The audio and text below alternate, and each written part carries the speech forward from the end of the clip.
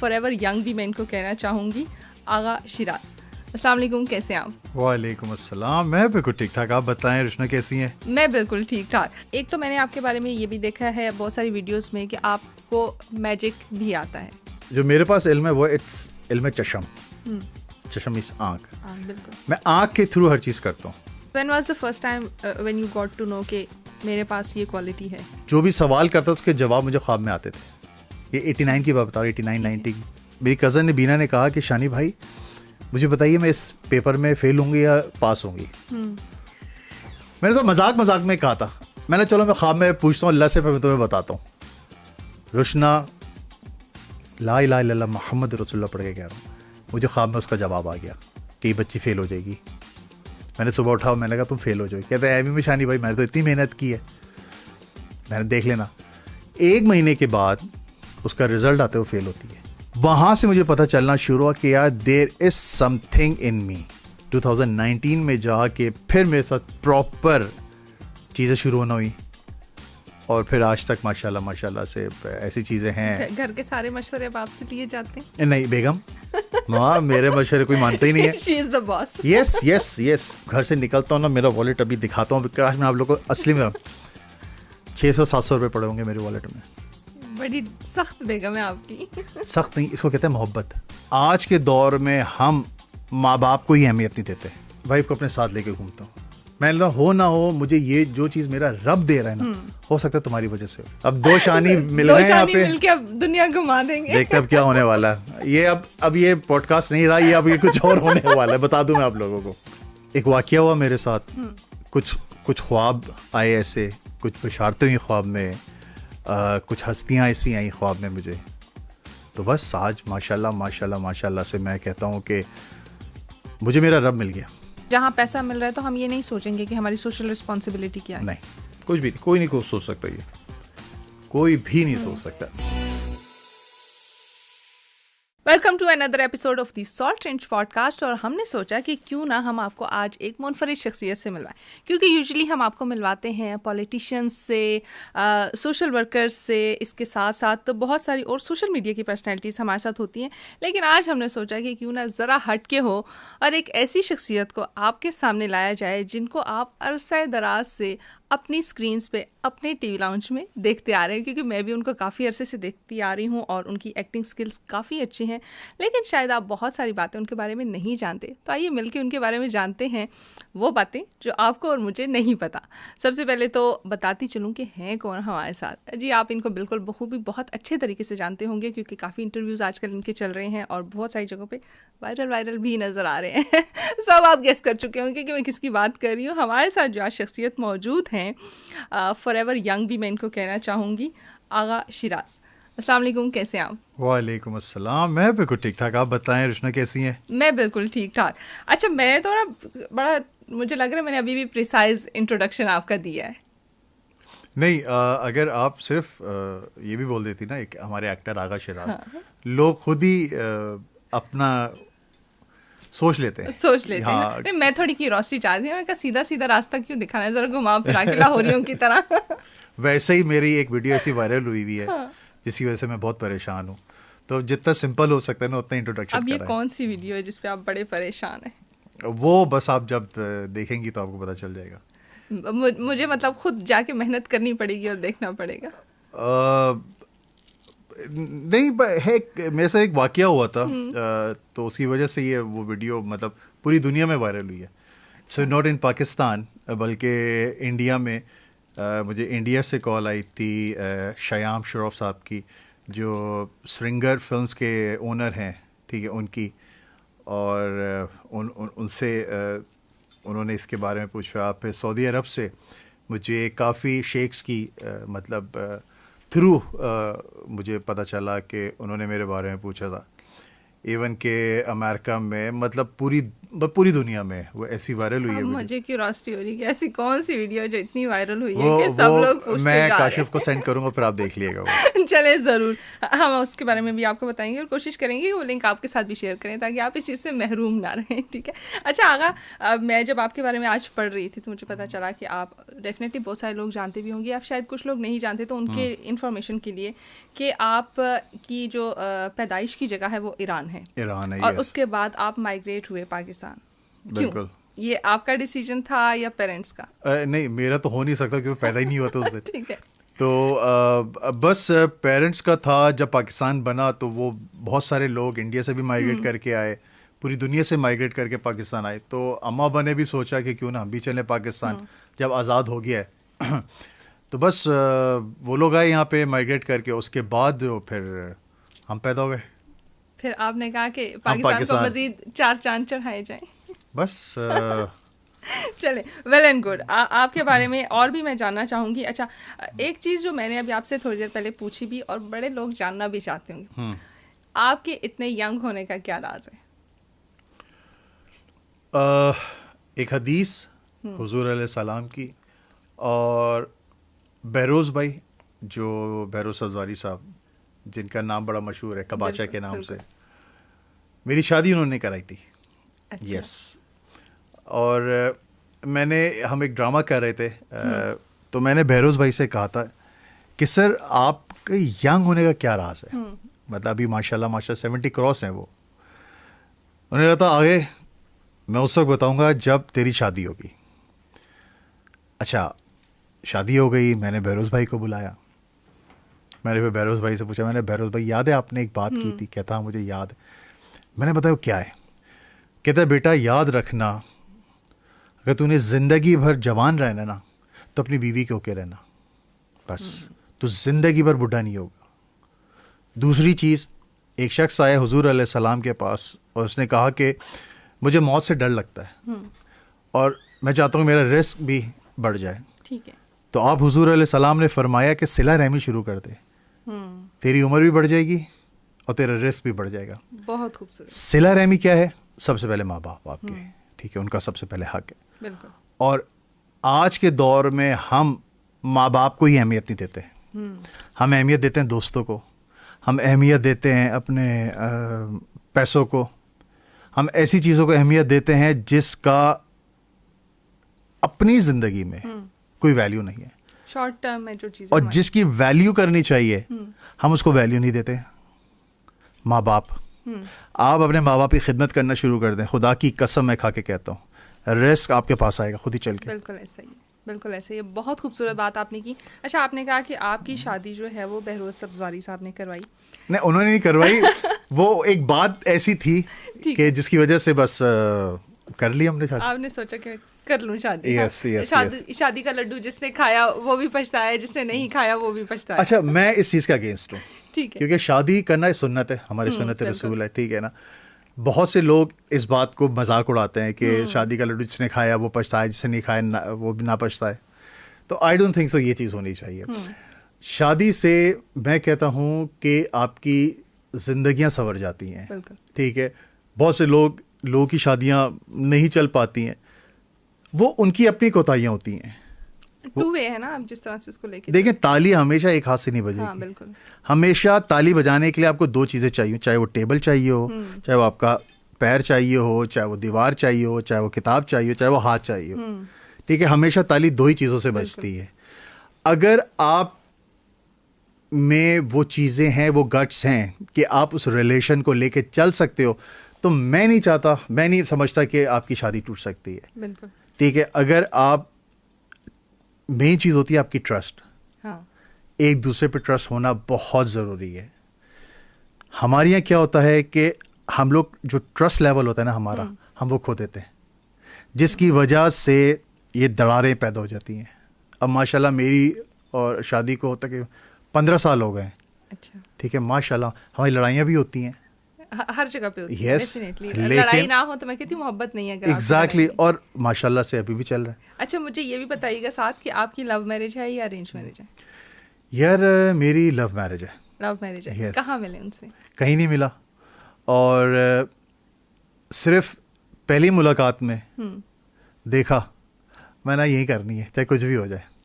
बस ठान ली कि नहीं यही वो है यही और करना इन्हीं है, के साथ बस यही करना है। और स्टोरी मतलब प्रपोज कैसे किया, मुझे थोड़ी क्यूरियोसिटी हो रही है कि कैसे। बेगम उल्टे हाथ पे ही बैठी हुई है, पॉडकास्ट देख रही है।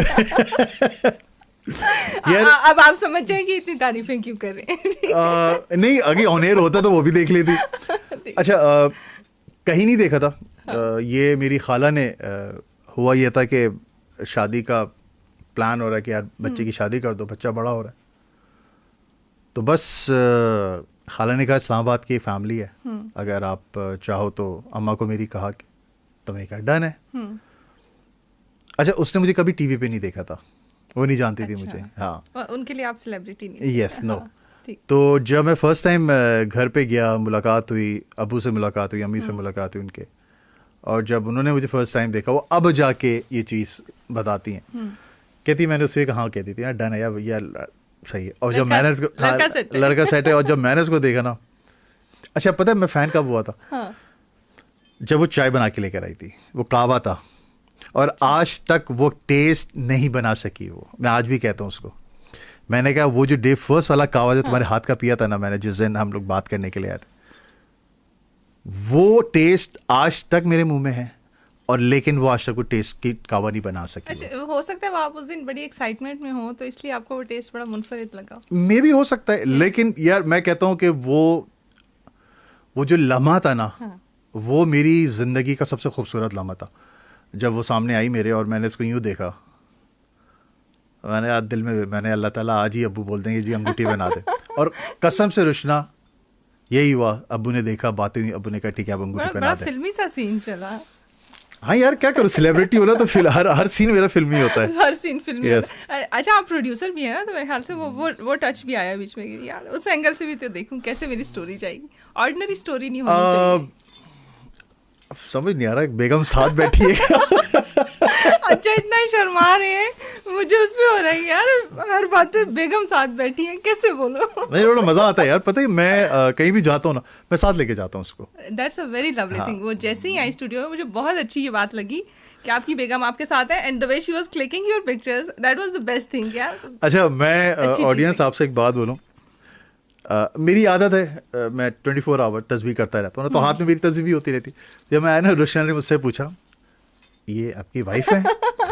तो मैंने कहा यार हाथ में तस्बीह लेके गर्लफ्रेंड को तो लेके आने से रहा। मेरे दिमाग में था हो सकता है आपकी बहन हो या कोई कोलीग या ऐसा से कोई भी हो सकती है। नहीं, अब जहाँ भी मैं जाऊँगा ना, ये मेरे साथ होती है। ये बेगम की तरफ से रिस्ट्रिक्शन है नहीं, या आपकी अपनी? ये मेरी दिल की ख्वाहिश है। साथ रहा करो, कहीं इधर उधर भटक ना जाऊं। नहीं, अब नहीं भटकता ये बंदा, अब इतना पक्का हूं मैं। पता है रुशना, एक वक्त आता है कि इंसान थक जाता है वो चीज़ें करते करते। मैं जिस फील्ड में हूं ना, ठीक है, इस फील्ड में ये बहुत ग्लैमरस फील्ड है। दुनिया घूमा हूं मैं, ठीक है। इस फील्ड से लोग महीनों महीनों मेहनत करते हैं, बिल्कुल, ठीक है ना, और फिर जाके पैसा कमाते हैं वो। मेरी ये फील्ड ऐसी है कि हमें घूमना भी फ्री है, खाना भी फ्री है, कुछ प्रोजेक्ट्स आते हैं, कपड़े भी फ्री होते हैं हमें, बिल्कुल, हर चीज़ हमारे लिए फ्री है। यस, अभी भी इतने PR पैकेजेस आते हैं, हर चीज़ हमें फ्री में। तो मैं उस रब का इतना शुक्र अदा करता हूँ ना, इसीलिए मैं अपने वाइफ को अपने साथ लेके घूमता हूँ। मैं हो ना हो, मुझे ये जो चीज़ मेरा रब दे रहा है ना, हो सकता है तुम्हारी वजह से हो। बहुत खूब। अच्छा, अगर आपने कुछ अर्सा पहले फील्ड को क्विट कर दिया था, आपने कहा कि नहीं बस खैराबाद कह दिया मैंने, अब उसके बाद मैं स्क्रीन पे नहीं आया, लेकिन अब आपने दोबारा कम बैक किया, क्या रीज़न थी छोड़ने की भी और दोबारा कम बैक की भी? एक फेज़ गुजरा था बहुत बुरा, 2019 से लेके 2020 के एंड तक, मतलब 1-1.5 साल का फेज़ बहुत बुरा गुजरा था मुझ पर। हर किसी पर आता है, और वो फेज़ शायद उस रब ने मुझे सुधारने के लिए दिया था, अपने करीब करने के लिए दिया था वो फेज़। क्योंकि जब तक आप ठोकर नहीं खाओगे ना, आपको चोट नहीं लगेगी, याद रखना। जब आपको चोट लगेगी फिर आपको दर्द का एहसास होगा। जब आपको दर्द का एहसास होगा फिर आप जाओगे डॉक्टर के पास, डॉक्टर आपको दवाएं देगा, दवाएं उस मरहम पे लगाओगे तो वो ठीक होगा। इसी तरह इंसान का भी यही है, जब तक इंसान ठोकर नहीं खाएगा, बस याद रखना वो ठोकर थी क्या? वो अल्लाह के करीब करने के लिए। और ऐसा क्या हुआ कि आपने कहा कि नहीं अब अल्लाह हाफिज हर चीज़। यार अब बहुत सारी ऐसी चीज़ें हैं वो हम बता नहीं सकता मैं। बस अल्लाह ने मुझे अपने करीब कर लिया। मुझे इस चीज़ की बहुत खुशी है क्योंकि मैं समझे मैं भटक गया था, ट्रैक से उतर गया था।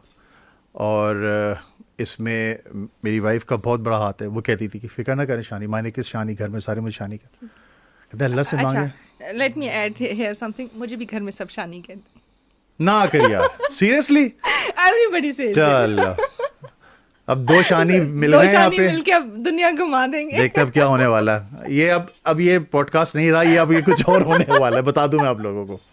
चले गुड है यार, गुड है। तो अब आप मुझे शानी कहेंगे, मैं आपको शानी कहूँगा। आप मुझे रुशना के, मैं आपको शानी कह। अच्छा चलें ठीक है, मैं कह देता हूँ। तो रुशना यही है कि बस अब अल्लाह ने, क्योंकि मैं बड़ी दुआएं मांगता था, मैं कहता था अल्लाह मुझे अपने करीब कर दे, मुझे अपने करीब कर दे। दुनिया से ना, मुझे दुनिया में मज़ा नहीं था, मुझे मज़ा नहीं आ रहा था क्योंकि सुकून नहीं मिल रहा था मुझको। मतलब हर चीज़ थी, घर, पैसा, गाड़ी, शोहरत, सब कुछ, लेकिन एक सुकून नहीं था। मैं हमेशा रात में उठ के अल्लाह से दुआ करता था कि अल्लाह यार मुझे अपने करीब कर, यार मुझे सुकून नहीं मिला। एक वाक़या हुआ मेरे साथ, कुछ ख्वाब आए ऐसे, कुछ बशारतें हुई ख्वाब में, कुछ हस्तियाँ ऐसी आई ख्वाब में मुझे। तो बस आज माशाल्लाह माशाल्लाह माशाल्लाह से मैं कहता हूँ कि मुझे मेरा रब मिल गया। वंडरफुल, बहुत खूबसूरत। और डेफिनेटली ये बहुत सारे लोगों के लिए इंस्पिरेशन भी है जो कि दूर होते जा रहे हैं, कि मतलब कभी भी आपको होप नहीं ख़त्म करनी चाहिए, आप वापस अपने ट्रैक पे आ सकते हैं। अच्छा, जब आपने कम बैक किया तो क्या कोई बहुत बड़ा प्रोजेक्ट मिला या फिर कोई बहुत बड़ी ऑफर हुई या इस तरह से कुछ हुआ, और रिस्पॉन्स क्या मिला कम बैक पे? वकास को मैं, मेरे दोस्त है इस्लामाबाद में होता है, डायरेक्टर है वकास, और टीवी का एक ड्रामा था मंझदार, वहाँ से मेरा कमबैक हुआ। क्योंकि जब वकास ने मुझे कॉल की तो मैंने कहा यार वकास अब दिल नहीं करता करने का काम। बेसिकली मेरा अपना कंस्ट्रक्शन का काम है, उसमें अल्लाह ताला ने माशाल्लाह माशाल्लाह से बहुत अच्छा जा रहा है। ठीक है। तो वकास ने कहा था यार आगा भाई कर लें यार, मेरा दिल कर रहा है कि ये करैक्टर आप करें। तो मैंने कहा था यार मैं कोई लीड करैक्टर नहीं करूँगा क्योंकि मेरा अब दिल नहीं है इस फील्ड में आने का वापस। अच्छा। मुझे ऐसा करैक्टर दो कि जो मर जाए जल्दी, ताकि टेंशन ना हो मुझे। कह रहा यार ये वाला करैक्टर है आगा भाई, ठीक है 6 या 7 एपिसोड्स में है वो, ठीक है, एंड में डेथ है उसकी, मर्डर होना है उसका। मैंने डन है, मुझे ये दे दो। वो किया, वो लोगों को पसंद आया। वहाँ से फिर एक और टीवी का मुझे प्ले मिला। करने के बाद फिर लोगों को पता चला मैं डायरेक्शन भी करता हूँ। फिर एक वेब सीरीज़ अभी रिसेंटली मेरी ख़त्म हुई है वेब सीरीज़, वो अब बस वापस ले आ गए वापस, बस अब ट्रैक पे चलते जा रहे हैं। यस। और अल्लाह ताला, देखो मैं एक बात बताऊँ रुशना, रिस्क जो है ना वो खुदा की तरफ से है। Strongly agree. आपके ऊपर डिपेंड करता है कि वो आप उसको किस जाविये से लेते हो। क्योंकि कुरान में कहते हैं रिस्क सिर्फ पैसा है, नहीं, रिस्क लोग ये कहते हैं रिस्क है तो बस आपके पास बहुत पैसा है तो आप कहते हो मेरे पास रिस्क बहुत ज्यादा है। रिस्क जो है आपकी औलाद भी है, बिल्कुल। रिस्क जो है वो आपकी इज्जत भी है, रिस्क जो है आपका एक घर है, रिस्क जो भी चीजें हैं ये भी रिस्क है, फोन भी रिस्क है, आपका कपड़ा भी रिस्क है, आपका अच्छा लाइफ पार्टनर आपका रिस्क। यस, ये है। लेकिन लोग यही समझते हैं, आपकी बिल्कुल ठीक, कि लोग पैसा, हाँ, हम ना वो हो चुके हैं, बस एक डायरेक्शन में जाने वाले लोग हैं, हमने सारी चीज़ों को उससे रिलेट करना। मसला पता क्या है, हम पढ़ते नहीं हैं, हम किताबों को नहीं पढ़ते। मैं इसी तरफ आना चाह रही थी कि आप में ये जो सूफीज़म का और ये सारी चीज़ें आना शुरू, एक तो मैंने आपके बारे में ये भी देखा है बहुत सारी वीडियोस में कि आपको मैजिक भी आता है, ठीक है, तो क्या ये उसी चीज़ से रिलेटेड है या नहीं, ये लेटर ऑन ये एड ऑन हुआ कि नहीं, कोई और इसकी पीछे रीज़न थी? ये देखो, वो अभी जब हमारा कैमरा बंद था तो मैंने एक बात आपको बोली थी कि इल्म होते हैं दुनिया में बहुत सारे, ठीक है, इल्म जफ़र है, इल्म जाफ़र है, इल्म नजूम है। जो मेरे पास इल्म है वो इट्स इल्म चशम, चशम इस आँख। मैं आँख के थ्रू हर चीज़ करता हूँ और इसके लिए बहुत सारी आपको मेहनत करनी पड़ती है, ये इतनी आसानी से चीज़ें नहीं मिलती हैं आपको। तो बस वो YouTube पे है, बहुत सारे मैंने फैसल कुरैशी के साथ किया हुआ है। अच्छा, कहीं से सीखा या बाय बर्थ आपके पास है? एक डेंटर होता है ना, ठीक है ना, वो दूर से बता देगा गाड़ी रीपेंट है, हाँ। नॉर्मल बंदा होगा ना, वो कहेगा नहीं यार मैं नहीं मान सकता, जब चेक करेगा रिपेंट होती है। तो ये चीज़ें जो है ना, ये खुद ब खुद आपको पता चल जाती हैं, किसी को बताने की ज़रूरत नहीं होती। कुछ ऐसी बशारतें होती हैं, कुछ ऐसी चीज़ें आपके साथ होती हैं कि आपको पता होना शुरू हो जाता है कि हाँ यार ये मेरे साथ क्यों हुआ है। आपको फील होना शुरू हो जाता है कि यार अल्लाह ताला ने आपको ये इज़्ज़त दिए हैं। हाँ। आपको कुछ साइंस मिलना शुरू हो जाते हैं। So when was the first time when you got to know कि मेरे पास ये क्वालिटी है? ये बचपन में हो गया था मेरे साथ। ये 89 की बात है, ठीक है ना। मेरी कज़न थी बीना, जिसकी अभी डेथ हो चुकी है। ठीक है। ख्वाब में मुझे जो भी सवाल करता उसके जवाब मुझे ख्वाब में आते थे। ये 89 की बात बता रहा हूँ, 89-90 की। ऐसे ही मैंने जिक्र किया तो मेरी कज़न ने बीना ने कहा कि शानी भाई मुझे बताइए मैं इस पेपर में फेल होंगी या पास होंगी। मैंने तो मजाक में कहा था, मैंने चलो मैं ख्वाब में पूछता हूँ अल्लाह से, फिर मैं तुम्हें बताता हूँ। रुशना ला इलाहा इल्लल्लाह मोहम्मद रसूलुल्लाह पढ़ के कह रहा हूँ, मुझे ख्वाब में उसका जवाब आ गया कि बच्ची फ़ेल हो जाएगी। मैंने सुबह उठा, मैंने कहा तुम फेल हो जाओ। कहते हैं में शानी भाई मैंने तो इतनी मेहनत की है, मैंने देख लेना। 1 महीने के बाद उसका रिजल्ट आते हुए फेल होती है। हो सकता है बीना ने आपकी बात का सुन के उसके बाद उसने पढ़ना ही छोड़ दिया हो कि शानी ये भाई एक दफ़ा नहीं, मैं फेल हूँ तो बस मैं फेल ही हूँ। ये एक दफ़ा नहीं है। फिर उसी की अम्मी ने, ठीक है, हम उनको बेबीबाजी कहते थे। हाँ। बेबीबाजी ने एक सवाल किया मुझसे, कहती शानी मुझे बता ये चीज़ होगी या नहीं होगी। मैंने कहा मैं आपको कल बताऊंगा। उन्होंने पता नहीं क्या कोई कमेटी डाली थी या कुछ कहा, ऐसे कुछ था। मैंने ख्वाब में जब सुबह उठा तो मैंने वो कहा कि मत कीजिएगा, आप फंस जाएंगी बुरी तरीके से। कहती ऐसे कैसे हो सकता है। मैंने कर ले। हर महीने निकलती थी ना कि 2 महीने के बाद जिस शख्स के पास उन्होंने कमेटी डाली थी ना, वो पैसे लेके सबके भाग गया था। वहाँ से मुझे पता चलना शुरू हुआ कि यार देयर इज समथिंग इन मी। उस चीज़ को फिर मैंने एक्सप्लोर करना शुरू किया। वो करते करते करते, अच्छा उस वक्त यंग था, मुझे पता भी नहीं था कुछ कि क्या है। मैंने इस चीज़ को ना फॉर ग्रांटेड ले लिया। हर चीज़ों का आपने सोचा कि बस ये कोइंसिडेंस है, ये हो रहा है, ये हो रहा है। और ये फिर काफ़ी हद तक पूरे फैमिली में ये चीज़ मशहूर हो गई। उसके बाद फिर चीज़ वो कहते हैं ना रात गई बात गई, वो फिर इस पे मैंने फोकस ही नहीं किया। मैं समझा शायद ऐसी कुछ होना शुरू हो गया होगा मेरे साथ। उसके बाद फिर जाके 2019 में जाके फिर मेरे साथ प्रॉपर चीज़ें शुरू होना हुई।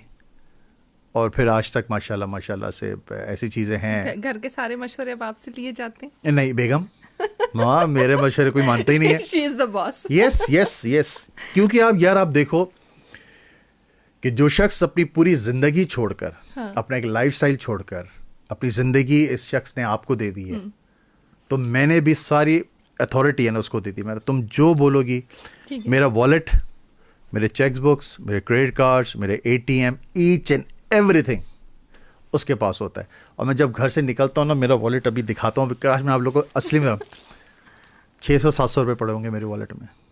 बड़ी सख्त बेगम है आपकी। सख्त नहीं, इसको कहते हैं मोहब्बत। याद रखना, ये जो रिश्ता होता है ना मियाँ बीवी का, ये बहुत पाक है। बिल्कुल। और हुजूर अलैहिस्सलाम ने कहा है कि इससे खूबसूरत रिश्ता, क्योंकि हुजूर अलैहिस्सलाम खुद काम करते थे और अम्मा को हमारी बिठाते कहते तूने नहीं कर, मैं खुद एक काम करना है। बिल्कुल। तो बस, तो मैं उनके नक्शे कदम पे चलो। दुनिया बड़ी बातें कहती हैं, फॉलो करें। यस। हमारे स्टीरियोटाइप्स है ना कि नहीं, जन मुरीद हो गया, बीवी की मानता देखो, है, हमारे नहीं होता। पता है क्यों? उन्होंने इस्लाम को नहीं पढ़ा, बिल्कुल ऐसे, उन्होंने दीन को नहीं पढ़ा, उन्होंने हमारे हुजूर अलैहिस्सलाम की लाइफस्टाइल को नहीं पढ़ा। यार इतनी खूबसूरत लाइफस्टाइल है ना, अगर आप चलो, इतनी खूबसूरत मैं वैसे ही कहती हूँ, मैं कहती हूँ हमारा मजहब बड़ा आसान है, हमने उसको मुश्किल बनाया। अच्छा आगा, इसी से आगे बढ़ेंगे। और डेफिनेटली इंसान है, आपने कहा कि 2019 में आपके ऊपर ऐसा क्राइसिस आया जिसने आपको टोटली चेंज कर दिया, आपकी पूरी जिंदगी को बदल दिया। क्राइसिस में कौन कौन साथ रहा? एक तो सबसे पहले मेरी बेगम, ठीक है, वो तो, वरना मैंने देखे हैं कि औरतें घर छोड़ के चली जाती हैं, बिल्कुल साथ खड़ी रही। मेरा बेटा, ठीक है, बहुत प्रॉब्लम में थी, ठीक है, लेकिन वो मुझे कहता था डैडी आप फिक्र ना करें यार, हम साथ हैं, कोई टेंशन नहीं है, या हम 3 साथ हैं तो आपको टेंशन लेने की क्या ज़रूरत है।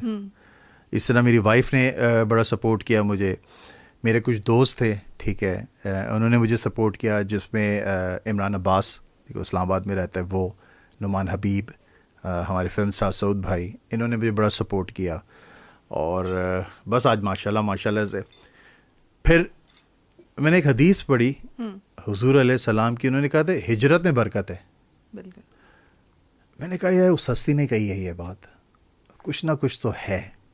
मैं हिजरत कर लिया, हब छोड़ के कराची, ठीक है, जहाँ पे पूरा शोबिज़ बिल्कुल कराची आता है, ठीक है। मेरी वाइफ ने कहा कि नहीं चलते हैं इस्लामाबाद शिफ्ट हुए।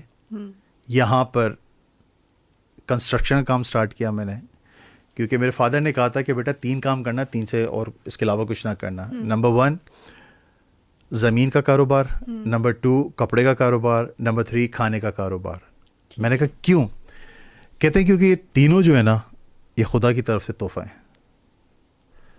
ये इंसान की तरफ से नहीं है। ज़मीन भी खुदा की तरफ से, फिर आपका कपड़ा भी खुदा की तरफ से, और खाना भी खुदा की तरफ से। तेरी नीयत ठीक रहेगी ना तो करोड़ों कमाएगा, अगर तेरी नीयत ख़राब होगी ना तो करोड़ों लगाता रहेगा, तुझे कोई फ़ायदा नहीं होगा। एग्जैक्टली ऐसे ही। अच्छा अगर हमारे लोग ये समझते हैं कि जो सेलिब्रिटीज़ हैं इनकी लाइफ बड़ी ग्लैमर वाली है, इनके मज़े ही मज़े हैं, कभी इनके ऊपर कोई क्राइसिस नहीं आ सकता, लेकिन ऑन द अदर हैंड अगर आप देखें प्रोजेक्ट आ गया तो वेल एंड गुड, आप मज़ों में हैं, नहीं आया तो आप महीनों भी पेमेंट्स के बगैर रहते हैं। ऐसे क्राइसिस आए हैं आपके ऊपर? यस, बहुत दफ़ा। लेकिन 2020 के बाद से, ठीक है ना, कोई क्राइसिस अब नहीं। वजह क्या है? क्योंकि मैंने अपने रब को मजबूती से थाम लिया है। अब यकीन हो गया ना कि बस yes. वहां से आना है तो मिल जाएगा। क्योंकि आपको जब भी मिलेगा ना, हाँ। आपको आपके यकीन का मिलेगा। अगर आपको बिलीव होगा ना आपको मिलेगा, अगर आपको बिलीव नहीं होगा आपको नहीं मिलेगा। हम लोग जब बीमार होते हैं डॉक्टर के पास क्यों जाते हैं? कि हमें उन पर बिलीव है, बिल्कुल, हमें यकीन है उसके ऊपर। अल्लाह ताला कहता है ना मेरे से जैसा गुमान रखोगे मैं तुम्हें वैसा। एग्जैक्टली, बस ठीक है। अच्छा इसके साथ साथ इसी को ऐड ऑन करना चाहूँ, जहाँ पे मैंने पेमेंट्स की बात की, आजकल बहुत सारे हमारे एक्टर्स हैं वो ये शिकायत करते हैं सोशल मीडिया पे या डिफरेंट प्लेटफॉर्म्स पे कि उनको उनकी पेमेंट्स नहीं दी जाती, या तो बर वक्त नहीं दी जाती या तो पेमेंट्स दी नहीं जाती, काम करवा लिया जाता। आपके साथ भी इस तरह का कुछ हुआ? बहुत दफ़ा। इसकी क्या वजह? जितनी इंडस्ट्री बड़ी होती जा रही है पेमेंट्स उतनी ही कम भी होती जा रही हैं और नॉन रिलायबल भी होती जा रही है। ये तो इंसान का ज़र्फ होता है, ठीक है ना। जितना ऊंचा ज़र्फ होगा वो जल्दी पेमेंट करेगा, जिसका नीचे वाला ज़र्फ होगा ना वो लेट पेमेंट करेगा, ठीक है। मैंने जब स्टार्ट की अपनी प्रोडक्शन, मैंने सारे पैसे निकाल के एक जगह रखे, क्योंकि यार आपको नहीं पता कि एक एक्टर कितनी मुश्किलों से आ रहा है, उसके घर के हालात क्या हैं, उसके घर का चूल्हा कब जलता है कब बंद होता है, ये हमें नहीं पता। फिर इसी तरह हुजूर अलैहिस्सलाम की हदीस है कि मजदूर का पसीना खुश्क होने से पहले उसकी मजदूरी दे दो। मैं इसीलिए जब भी मैंने किसी से काम किया, आप किसी भी मेरे एक्टर से पूछ सकते हो कि यार आगा शिराज जो है पैसा के मामले में कैसा है। 50% काम स्टार्ट होने से पहले, जिस दिन लास्ट डेट है हमारी शूट की, उस दिन सबके हाथों मैंने पैसे बनाए। और कोई ऐसी पेमेंट थी जो डिले होगी तो उसने आपको बड़ा परेशान किया हो कि यार अब क्या होगा? नहीं, आज तक कभी ऐसा कोई नहीं। ऐसा प्रोजेक्ट नहीं जिसमें आपने कहा कि नहीं यार इसकी पेमेंट नहीं आ रही तो अब मैं क्या करूंगा, आगे क्या मेरा टाइम कैसे चलेगा, या ये मिल जाती तो अच्छा था? अल्हम्दुलिल्लाह अभी तक एज सच मेरे साथ ऐसा कोई वाकया नहीं हुआ कि बहुत लेट। पीटीवी का होता था और एक दफ़ा तो मैं भूल गया था अपनी पेमेंट लेना। घर में एक कोरियर आता है, हाँ। और मैं देखता हूँ पीटीवी, मैंने हैं खोतों से पीटीवी का चेक। पीटीवी इस मामले में आई सैल्यूट पीटीवी। अगर आप भूल भी जाओगे ना आपका चेक आपके घर आ मिल जाए। जाती है आपको पेमेंट, बेशक डिलेड मिले Yes, लेकिन मिल मिल जाती जाती है। है। अच्छा, अब आना चाहेंगे क्राइटेरिया की तरफ। जैसे आपने कहा कि आप जब ड्रामा इंडस्ट्री में आए तो मतलब क्या क्या चैलेंजेस फेस करने पड़े, और आप क्या समझते हैं कि क्या क्राइटेरिया, अगर कोई भी यंग आना चाह रहा है ड्रामा इंडस्ट्री की तरफ तो उसके लिए क्या क्राइटेरिया होगा? क्योंकि यूजुअली लोग आजकल ये भी कहते हैं कि नहीं, आप बाय फेस प्यारे हो तो ठीक है, आपके 1 मिलियन फॉलोअर्स हैं तो आपको कोई भी कास्ट कर लेगा। क्या ये बातें दुरुस्त हैं या नहीं, क्राइटेरिया डिफरेंट है? बिल्कुल दुरुस्त है, लेकिन जिनके 1 मिलियन फॉलोअर्स होते हैं, जो टिकटॉक पे बड़े मशहूर होते हैं, उनको जब हम ड्रामा में लेकर आते हैं और एकदम से पीछे से एक आवाज़ आती है एक्शन, उसके सारे 1 मिलियन जो है ना फ़ौरन ख़त्म हो जाते हैं। तो जीरो पे चले यस, एक्टिंग इतना आसान काम नहीं है। दुनिया का सबसे मुश्किल तरीन काम है एक्टिंग। मैं हमेशा यही कहता हूँ, हर इंटरव्यू में कोई मुझसे अगर पूछता है, आप कोई भी कोर्स कर रहे होते हो, चाहे आप ओ लेवल्स कर रहे हो, ए लेवल्स कर रहे हो, चाहे आप ग्रेजुएशन कर रहे हो, कोई भी आप कोर्स कर रहे हो, एट द एंड जाके उसके सब्जेक्ट्स ख़त्म हो जाते हैं। ठीक है, अगर आपने डॉक्टर बनना है तो आपका लास्ट स्टेज जो है सर्जन है, उससे आगे आप कुछ नहीं कर सकते। ठीक है, एक इंसान है ना, उसकी बॉडी को पूरी पढ़ लिया आपने, सर्जन बन गया, उसको हर चीज़ आती है, अब आगे नहीं बढ़ सकता वो। इसी तरह पायलट है, ठीक है ना, आपके वो बन गया पायलट, अब वो क्या करेगा? जहाज के ऊपर बैठ के तो नहीं चला सकता ना, वो अंदर ही बैठ के चलाएगा, उसको आता है जब, वेरिएशन नहीं है। यस। इसी तरह एक्टिंग के जो सब्जेक्ट्स हैं ना, वो कभी नहीं ख़त्म होते, नेवर एंडिंग वाले उसके सब्जेक्ट्स हैं। मुझसे पूछा किसी ने कैसे, मैंने कहा दुनिया में कितने लोग हैं? 7.5 अरब। बिल्कुल, ठीक है ना, आपके पास 7.5 अरब सब्जेक्ट्स हैं एग्जैक्टली। एक्टिंग के। मुझे कोई कहता है कि पायलट का अपने एक्ट करना है, हाँ, मुझे पायलट को पढ़ना पड़ेगा, वो किस तरीके से चलता है, वो किस तरीके से बैठता है, वो जहाज़ कैसे चलाता है। फिर अगर किसी आगे कि जी आपने एक चर्सी का कैरेक्टर करना है, इवन अगर हम प्रोफेशंस को छोड़ भी दें तो जो नॉर्मल आपकी अपनी कैरेक्टरिस्टिक्स हैं उनको भी ले लें तो बड़ी वैरायटी है, हर इंसान दूसरे से मुख्तलिफ होता है। Very well. अच्छा, इससे आगे बढ़ेंगे। जैसे हमने क्राइटेरिया की बात की, आजकल ड्रामास का क्राइटेरिया भी काफ़ी हद तक ख़राब होता जा रहा है, ये हमारी ऑडियंस भी कहती हैं। अभी मैं रिसेंटली एक इंटरव्यू देख रही थी नुमान इजाज साहब का, वो कह रहे थे कि ड्रामास में रिश्तों की तजलील होती है, ठीक है, तकद्दुस पामाल होता है, सोसाइटी को आप नेगेटिव तरफ लेके जा रहे हैं, ठीक है। तो क्या ये बात दुरुस्त है? और क्या डेफिनेटली मैं भी जब पहले ड्रामास देखती थी तो उनका एक मैसेज होता था, एक लेसन होता था, फैमिली ड्रामास होते थे, आप सब लोग इकट्ठे बैठ के देख सकते थे। अब ये होता है ड्रामा या तो फॉरवर्ड कर करके देखना पड़ता है, या फिर अगर अम्मा अब्बा साथ बैठे हैं तो उनके साथ बैठ के देख ही नहीं सकते आप। Very true, very true. अच्छा, मसला पता है क्या है कि जो चैनल दिखाएगा ना, हमें वो देखना है, कुछ भी हो जाए। डोर जो है ना हमारे हाथों में नहीं है, ये जो डोर है ना चैनल्स की। अच्छा, चैनल्स वाले कहते हैं कि हमारी ऑडियंस ये देखना चाहती है इसलिए हम ये नहीं, झूठ बोलते हैं ना चैनल झूठ बोलता है। मेरे सामने लाके बिठा दे चैनल वालों को, मतलब मैं तो दाई हूँ ना, मैं तो कहता हूँ मैं दाई हूँ, मुझे एक एक चीज़ पता है। ठीक है, डोर कहीं और है, पतंग की डोर होती है ना, बिल्कुल, जब वो आपके पास होती है ना, हाँ, खूबसूरत पतंग है, जो आसपास के लोग हैं ना वो उसको देख रहे हैं, हाँ, और जो दूर दराज के लोग हैं ना कहते हैं यार ये क्या कैसी पतंग है कि मेरे पास तो आए। जिसके पास डोर होगी ना वही उस पतंग को हर जगह लेके जाएगा और लोगों को दिखाएगा। हमारे पास वो डोर नहीं है, वो किसी और के पास है। वो जो बोलेंगे हमने वो दिखाना है। एक चैनल आया था, ठीक, उसने डिफरेंट चीज़ें दिखाना शुरू की, वो बंद हो गया। बहुत सारे ऐसे चैनल्स आए बीच में। आप ये देखें, कोई भी न्यूज़ चैनल को उठा लें, आप ये देखें कि हर न्यूज़ चैनल में आपको बुरी खबरें नजर आएंगी। बिल्कुल, इतने लोग मर गए हर रोज़, इतने लोग मर कुछ गए, नहीं पॉजिटिव है। कुछ नहीं आ रहा। इसका मतलब ये डोर किसी और के पास है, हम खुद अपनी तरीके से कुछ नहीं कर सकते। फिर एक चैनल अभी आया था बोल, ठीक है ना, उसने थोड़ा डिफरेंट चीज़ें दिखाना शुरू की, वो भी बंद हो गया। तो ये चीज़ें बस अब ग्रीन आया है। एक्टर्स क्या नहीं रोल प्ले करते? नहीं, एक्टर कुछ नहीं कर सकता। अगर एक्टर कुछ बोलेगा उसको लेना बंद कर देंगे। तो अगर मेजॉरिटी इसमें रोल प्ले करे कि नहीं हम ये इस टाइप के स्क्रिप्ट्स नहीं लेना चाहते तो नहीं, हो ये सकता है? नहीं, कुछ भी नहीं हो सकता, कोई कुछ नहीं बोल सकता। इवन कि मैं, अगर मुझे कोई अगर कैरेक्टर देगा मैं करूँगा, क्योंकि हमारा काम ही यही है। फिर ये कह सकते हैं कि money is the need. Yes. कि जहाँ पैसा मिल रहा है तो हम ये नहीं सोचेंगे कि हमारी सोशल रिस्पॉन्सिबिलिटी क्या है। नहीं, कुछ भी नहीं, कोई नहीं सोच सकता, ये कोई भी नहीं सोच सकता। ये देखो, मैं रुशना एक बात बताऊं, अब ये वो दौर नहीं है कि आप अपनी अना में जियो, ये वो दौर नहीं है। आपने अपने घर को देखना है, अपने बच्चों को देखना है, अपनी फैमिली को देखना है, अपनी ज़रूरियात देखनी है, आपने वो पूरी करनी है। अगर आप अपने अना में रहोगे तो फिर तो आप कुछ भी नहीं कर सकते। हाँ, लिमिट में रह के करो, लिमिट क्रॉस ना करो।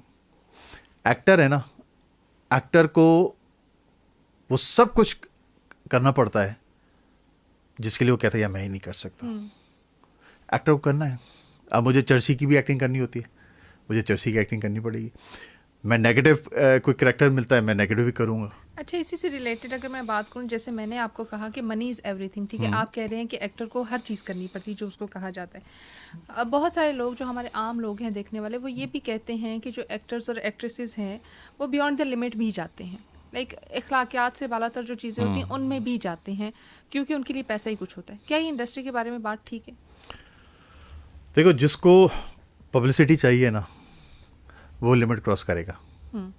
हमारे बहुत से ऐसे लोग हैं जो चीप पब्लिसिटी पे जी रहे हैं और आज भी जी रहे हैं, और बहुत सारे हमारे एक्टर्स हैं जो मना कर देते हैं, कहते हैं यार ये करैक्टर नहीं, इसको थोड़ा चेंज करते हैं, ये लिमिट क्रॉस कर रहा है, ठीक है, हम ये नहीं कर सकते, हमारा माशरा जो है ना इसको एक्सेप्ट नहीं करेगा। मैं कर तो लूँ लेकिन क्या होगा, मुझे गालियाँ पड़ेंगी। जैसे कि बहुत सारे ड्रामों में, ठीक है, एक ऐसे जुमले जो खलील रहमान कमर के ने दिए थे, उससे क्या हुआ, उनको लोगों ने बुरा भला कहना शुरू कर दिया। जैसे 2 कौड़ी की लड़की थी, ठीक है ना, उसके बाद मैंने किया था 5 रुपए की लड़की, ठीक है, एक ड्रामा, उस पर बड़ी ट्रोलिंग हुई थी कि आपने कैसे 5 रुपए की लड़की। जब उनको हमने बताया क्या इसकी स्टोरी क्या है, फिर लोगों ने अच्छा अच्छा अच्छा हाँ यार ये सही है। तो इस तरीके से बस। अच्छा, बहुत सारी एक्ट्रेसेस ये कहती हैं कि हमने कुछ स्क्रिप्ट्स या कुछ ड्रामास इसलिए छोड़ दिए कि हमें डायरेक्टर्स की तरफ से या प्रोड्यूसर्स की तरफ से ऑफर्स आई थी, जो हमने डिनाई की तो हमें वो प्रोजेक्ट नहीं मिला, या फिर कहते हैं कि नहीं इस प्रोजेक्ट में लीड रोल मेरा था। ये बातें भी ठीक होता है, ये होता है, जिसे हम कास्टिंग काउच कहते हैं, होता ही है, ये हर फील्ड में होता है। और लेकिन यार अब इतना नहीं होता, ठीक पहले था, लेकिन अब ये वो लोग करते हैं जो नए नए प्रोडक्शन में आते हैं ना, जिनके ड्रामे, उन्होंने वो क्या करते हैं कि वो कुछ एक्टरों के साथ तस्वीरें खिंचवा लेते हैं किसी प्रोग्राम में जाके, और वही अपने स्टूडियो में लगा लेते हैं, ठीक है, वहीं पे कुछ पैसा लगा के, ठीक है, बच्चों से। मैं आज ये भी कहूँगा कि वो प्रोडक्शन हाउस जो पैसा मांगे आपसे कि जी हम पैसे देके आपको काम करेंगे, खुदा के लिए ना देना, कोई काम नहीं मिलता, ठीक है। वो आपका एक पोर्टफोलियो बना देंगे, लड़कियों के साथ आपकी पिक्चर लगवा देंगे, उनके साथ बैठ के आपका वो जो होता है पोर्टफोलियो वो बनाए, लड़के भी खुश हो जाते हैं कि यार लड़कियों के साथ हमारी यार तस्वीरें खींची। नहीं, कभी भी नहीं करना। आप डायरेक्ट चैनल को अप्रोच करो, प्रोडक्शन हाउसेस को अप्रोच करो। फेसबुक में बहुत सारे उनके प्रोडक्शन हाउसेस हैं, ठीक है, उनसे कांटेक्ट करो, अपना पोर्टफोलियो वहाँ पे जमा कराओ, फिर आपको मिल जाते हैं। यहाँ पे बहुत सारे हैं, इवन कि इस्लामाबाद हो गया, लाहौर हो गया, कराची, यहाँ तो बहुत है लोग फालतू में पैसे लेके। अच्छा, और इससे हम ये भी रिलेट कर सकते हैं जो सोशल मीडिया सेलिब्रिटीज खुद को कहते हैं, वो कहते हैं कि हम सेल्फ मेड हैं, हमने अपने आप को खुद बिल्डअप किया। और अब मैं ये भी देख रही हूँ कि बहुत सारे जो सोशल मीडिया स्टार्स हैं वही ड्रामाज में भी आ रहे हैं, उन्हीं को कास्ट किया जा रहा है। तो बस ये है कि वो अपने प्लेटफॉर्म के थ्रू आ रहे हैं या फिर नहीं, वो क्राइटेरियाज हमारे ख़त्म हो गए हैं कि हमने एक सेट पैटर्न नहीं देखना, हमने देखना है कि बस जो मशहूर हो रहा है बस उसको ले आओ, हमारा ड्रामा खुद ब खुद चल जाएगा। यार मैं एक बात बताऊँ, कुछ हद तक आप ठीक हो, ठीक है ना। बहुत से ऐसे लोग जो सोशल मीडिया पे मशहूर हैं, बिल्कुल, ठीक है ना, लोग उनको ट्राई करते हैं कि किसी ने हमारे ड्रामे में आ जाए, वजह या फिर हमारे मॉर्निंग शो में आ जाएं, ठीक है। हमारे निदा का भी है, ठीक है, और नो डाउट यार निदा के साथ मैंने बड़ा काम किया है। यासिर भाई से बड़ी अच्छी दोस्ती है, दानिश तो भाइयों की तरह है। बड़े उसके बारे में भी, निदा के बारे में बात हो रही थी कि अगर दज्जाल भी अगर आ गया तो निदा के शो में सबसे पहले आएगा, exactly. तो मैं कहती हूँ ये बड़ी पॉजिटिव चीज है यार। देखो एक person. अच्छी बात है, हाँ. अगर निदा अपने प्रोग्राम में बुला रही है, या तो उसमें बुराई क्या है? हाँ. वो आप अप्रोच कर रहे हो, आप उसके लिए स्ट्रगल कर रहे हो। देखो डिफरेंट प्लेटफॉर्म्स होते हैं मशहूर होने के। टिकटॉक भी है, ठीक है, एक वो प्लेटफॉर्म भी है, यूट्यूब भी है, आपके चैनल्स भी हैं, ये पॉडकास्ट भी डिफरेंट है। आप कुछ ऐसे लोग होते हैं जो बिला वजह में मशहूर हो जाते हैं, जैसे कि चाहत फतेह अली खान, वो बिला वजह में मशहूर हुआ है। बस मैं कहता हूँ कि अल्लाह ताला उसको पूछे, या उसे म्यूज़िक की रेड लगा दी है। एक जिस बंदे ने सालों साल मेहनत की है म्यूज़िक की, गाने की, उसने और आज आप उस म्यूज़िक को बदनाम कर रहे हो, उसका मजाक उड़ा रहे हो, मुझे इसी से, और लोग उसको बुला भी रहे हैं। मतलब आप इतने कोई बेहस लोग हो कि वो शख्स जो हमारी फील्ड को बिगाड़ रहा है, आप उसको इज्जत दे रहे हो। मुझे इस चीज़ से मैं तो अल्लाह, बस चाहत फतेह खान से कहता हूँ, अल्लाह ताला आपको हिदायत दे भाई, आप कोई और काम कर लो। हमारे म्यूजिशियन जो हैं वो बड़े एतराज़ करते हैं कि यार एक चीज़ को आप बिगाड़ रहे हो यार। तो बस साल की मेहनत जो है वो लोगों की इस चीज़ पे ख़राब हो रही है। अब लोग उसको पता नहीं नाउजुबिल्ला क्या समझ बैठे हैं। हाँ। इंटरव्यूज़ कर रहे हैं उसका, मतलब बस क्या बोले यार, अल्लाह ताला हिदायत ही दे चाहत फतेह अली खान को। चलिए, होपिंग फॉर द गुड। अच्छा, हमें अपने कोई नए आने वाले प्रोजेक्ट्स के बारे में बताएं। मेरा इश्क कौन, अभी मैंने डायरेक्ट किया, एक वेब सीरीज़ है जो इंटरनेशनल वेब सीरीज़ है, वो मैंने डायरेक्ट की है। उसके बाद पाइपलाइन में अभी 2 से 3 प्रोजेक्ट्स हैं जो अभी चलने वाले हैं। और एक्टिंग का जो है वो अभी तक कोई वो नहीं, अभी मैं सिर्फ फोकस कर रहा हूँ डायरेक्शन पे। हाँ, अपना जो कंस्ट्रक्शन काम है वो अल्हम्दुलिल्लाह माशाल्लाह से वो। अच्छा, आप सोशल मीडिया पे इतने एक्टिव नहीं है, इसकी कोई खास वजह? ज़रूरत ही नहीं है मुझे। मतलब आज के दौर में अगर आप देखें तो बहुत सारे जो पुराने एक्टर्स या एक्ट्रेसेस हैं वो सोशल मीडिया पे आ रही हैं, टिकटॉक भी यूज़ कर रही हैं, इंस्टाग्राम पे भी हैं, फेसबुक पे भी हैं, इवन यूट्यूब चैनल्स भी उन्होंने अपने बना ली। बट आपका बड़ा लिमिटेड सा पोर्टफोलियो। लोग ये चीज़ क्यों बनाते हैं? हाँ, किस लिए बनाते हैं? फेम के लिए। मैं हूँ ऑलरेडी फेमस, क्या ज़रूरत है मुझे बनाने की? ख़त्म बात। That's the confidence. बस ख़त्म बात, क्या ज़रूरत है यार? मैं कहीं जाता हूँ बाहर, अभी कहना नहीं चाहिए, अभी मैंने एक वेब सीरीज़ की, एक खातून ने कहा कि जी मैं 25,000 पर डे लूँगी आपसे। मैंने आपने किया बेटा, ड्रामा कुछ नहीं किया। सोशल मीडिया पे मैं इतनी मशहूर हूँ, मेरे इतने टिकटॉक पे हैं, वो हैं, वो छोड़ दे, रहने दें। मेरे ये नहीं, अब आप बता दें। मेरे इतने फॉलोवर्स हैं, मेरे ये हैं, वो हैं। कितने फॉलोवर्स हैं उनके? यार पता नहीं, मेरे पास मैसेज लिखा हुआ है, हम गेस कर लेंगे।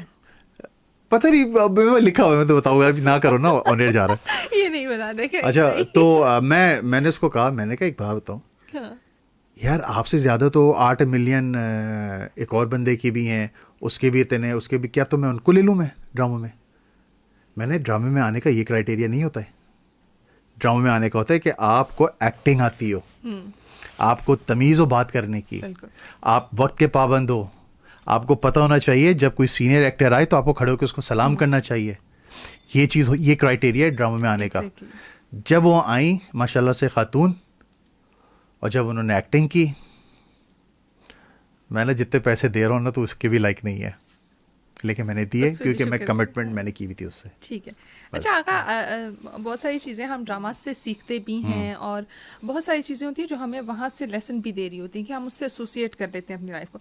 आजकल एक सोशल मीडिया पे बड़ी वीडियो वायरल हो रही थी, रमज़ान की एक वीडियो थी जिसमें कुछ मौलवी हजरात थे, वो ये कह रहे थे कि जब आप ड्रामा में निकाह या शादी कर लेते हैं तो वो आपकी रियल लाइफ में भी कंसिडर हो सकती। आप मुझे बताएं कि ये कॉन्स्पिरेसी थी क्या, और क्या ये वाकई आप इस पे बिलीव करते हैं? वही वाली बात है जो मैंने अभी पहले कहा था, तालीम में और इल्म में बहुत फ़र्क है। ठीक है। हमारे बहुत सारे जो मौलवी हजरात हैं ना, उनके पास इल्म नहीं है। वो तालीम याफ्ता हैं लेकिन इल्म नहीं है उनके पास। इल्म होना बहुत ज़रूरी होता है। इसी वजह से उन्होंने ये बात कही कि जी वो शादी हो जाती है, ये हो जाती है, वो। ओ भाई, पहले आप नॉलेज तो लो उस चीज़ की। मैंने क्या बोला था कि हमें नॉलेज नहीं, हम पढ़ते नहीं हैं। ना हम कुरान पढ़ते हैं, ना हम हदीस की किताब पढ़ते हैं। हम क्या पढ़ते हैं? जो टीवी में आता है, जो मौलवी कहता है, हम उसको देखकर हम उस पर यकीन कर लेते हैं। जो सबसे बड़ा फितना, जो सबसे बड़ा दजल है, वो यही है कि हम टीवी पे देख के हम टीवी पर यकीन कर लेते हैं। बस मैं सबसे यही कहूँगा, इंडस्ट्री को कैसे सीधे ट्रैक पे लाया जाए? नहीं आ सकता वो कहते हैं ना वो कुत्ते की टेढ़ी होती है ना, ये टेढ़ी की टेढ़ी रहेगी, इसको छोड़ दें। ये जैसे चल रहा है ना, इसको चलने दें। हम बहुत खुश हैं, मत करो इसको सीधा, ठीक है? मैं रिश्वत वाला के हाथ जोड़ता हूँ। ये टेढ़ी चल रही है तो हमारी रोजगार ठीक चल रही है। हाँ, हमारी चीज है, बस इसको बिल्कुल सीधा करने की जरूरत नहीं है, वरना पैसे नहीं मिलेंगे हमें। आप यही सास बहू की कॉन्स्पिरेसीज देखते रहे। बस हम खुश हैं जो फील्ड हमारी चल रही है। और मैं शुक्रिया अदा करना चाहता हूँ सॉल्ट रेंज पॉडकास्ट का, कि देखो हम काम क्यों कर रहे हैं? पैसों के लिए कर रहे हैं ना। एग्जैक्टली। सबसे अच्छी बात, मैं सेट पर आया हूँ, विद इन 5 मिनट्स मेरे अकाउंट्स में पैसे आ गए। Thank you. You are most welcome. वजह पता है क्या है? मुझसे अगर कोई पूछेगा ना, हाँ। कि यार आगा सॉल्ट रेंज वालों ने मुझे बुलाया, मैं आंख बंद करके जाओ। एग्जैक्टली। ये मेरे एक जहन में एक पॉजिटिव इमेज जो है, ये सॉल्ट रेंज वालों ने छोड़ दिया। क्रेडिबिलिटी नहीं आपकी। यस। मैं शुक्रिया अदा करना चाहता हूँ उन सब लोगों का जो कैमरे के पीछे हैं, काशिफ का, रुशना आपका, थैंक यू, जज़ाकल्लाह, जिन्होंने इतना खूबसूरत, और नो डाउट सेट मुझे बहुत अच्छा लगा है। Lastly a message for the drama industry and the youngsters watching you. अपने रब को ना छोड़ना, बस खुदा की कसम। यस, अपने रब को ना छोड़ना, अपने रब से मांगो, क्योंकि कुरान में अल्लाह कहता है कि मैं ही तेरा दोस्त हूँ और मैं ही तेरा सिफारिश करने वाला हूँ। बस जब आपका दोस्त है वो, हम दुनिया से मांग रहे होते हैं, करीब है, इससे ज्यादा क्या चाहिए? बिलीफ की बात होती है। अगर मैं भी आपसे कहूं कि रुशना जोर से जाके दीवार पे मारो, सर मारोगे? Never ever. मैं 1 करोड़ भी रखूंगा ना सामने, नहीं मारोगी आप। क्यों? नहीं, मैं 1 करोड़ पे मार लूंगी। फिर भी नहीं मारोगी? मैं 1 करोड़ पे, ठीक है चलो, मैं कहता हूँ बंदूक रखता हूँ मैं, मैंने गोली मारो सर पे नहीं, अपनी टांग पे, मैं 1 करोड़ दूंगा, मारोगी? नहीं मारोगी, कभी भी नहीं मारोगी। सोचना पड़ेगा। नहीं, ये अभी कहने की बात है, कैमरा ऑन है ना, इस वजह से अभी हाँ बोल रही हो तो। नहीं, 1 करोड़ जैसी रकम पड़ी है, क्यों ना सोचूं मैं। ठीक है, अभी चलना नीचे, ठीक, गाड़ी में गन रखी हुई है, ठीक है, मैं अभी चेक, गाड़ी में गन भी है, मैं चेक अभी लिख दूंगा 1 करोड़ का, टांग पे मैं मारूंगा गोली। वो कैश हो ना हो जाएगा, हो जाएगा, सब हो जाएगा अल्हम्दुलिल्लाह। लेकिन आप फिर भी नहीं करोगे। पॉडकास्ट के बाद ये ट्राई करते हैं। फिर भी नहीं करोगे आप? पॉडकास्ट के बाद ट्राई करते हैं। Thank you so much for coming, बहुत अच्छा लगा आपसे बात करके। हम चलते हैं ये ट्राई करने के लिए। आप पॉडकास्ट की अगली एपिसोड तक इंतजार करें कि मेरी टांग पे गोली लगी है या नहीं। दुआ में याद रखिएगा। अल्लाह हाफिज। अल्लाह हाफिज।